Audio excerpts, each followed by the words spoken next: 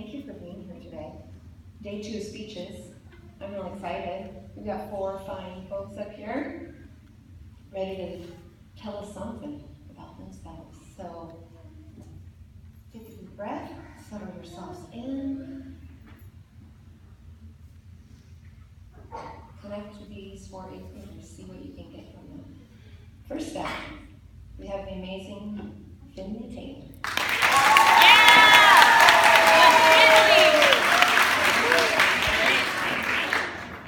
Everything happens for a reason.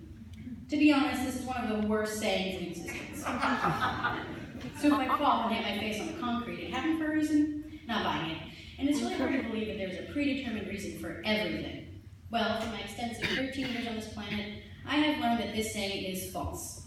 At least, most of it is. The concept itself is rooted in some truth, however. The way it conveys this truth is not correct in my eyes.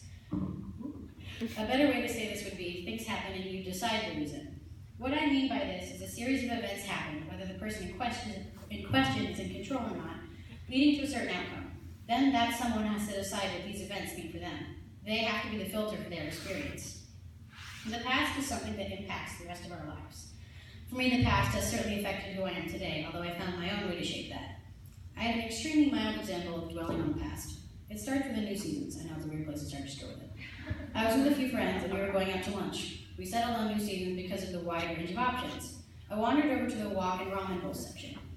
And began to place my order. I knew what I'd wanted, I'd had it before. However, for some strange reason, I confused wok and ramen. And when it was delivered to me, I stared in disbelief at what I'd been handed.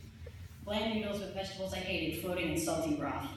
I was thoroughly destroyed. This was not what I wanted for lunch. And for the rest of the day, I sulked and beat myself up over this stupid bowl of ramen I ordered instead of getting wok. It was the stupidest little thing that happened, and yet it affected my entire day. I held on to that mistake and could not let it go.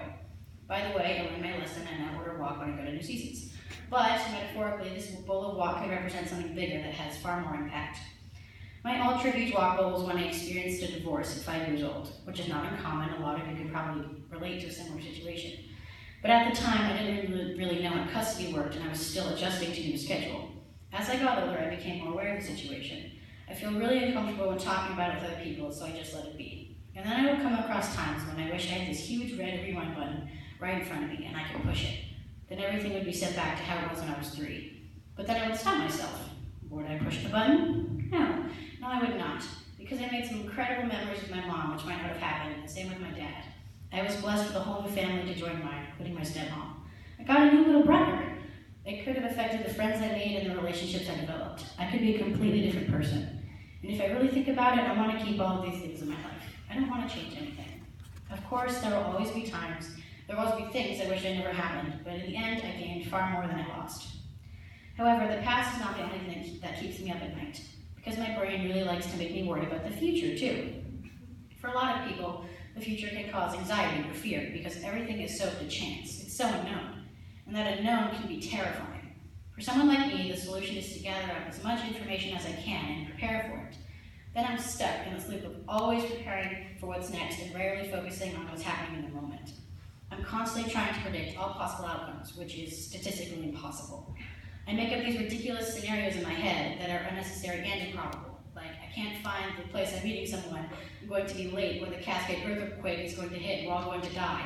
Whatever it is, I'm convinced it's going to go wrong. It's just this constant wave of worry that refuses to leave. And this mindset is a really bad way to live my life. Sure, I should try my best to make sure everything goes to plan, but not so much that I can't focus on what's happening now. There will always be a variable I didn't plan for, and there's no way I could have known about it. The only way to stop this loop is to accept that things will happen that are out of my control. And I have to be ready to find ways to use it to my advantage. Sometimes letting go and just letting things happen is just the best thing I can do. Although it's hard, I find it lifts this huge weight off my shoulders that I didn't know existed. In order to master this art of things happen and you decide the reason, one has to learn a skill that is one of the most hardest skills in life to learn: acceptance. It's a simple word, really, the act of being content with something. Acceptance is truly being okay with something, letting it go and moving on, as well as letting go of expectations of what is going to happen in the future. And when I can come to terms with the past and the fact that the future is out of my control, I think that's when I can really start to conquer life.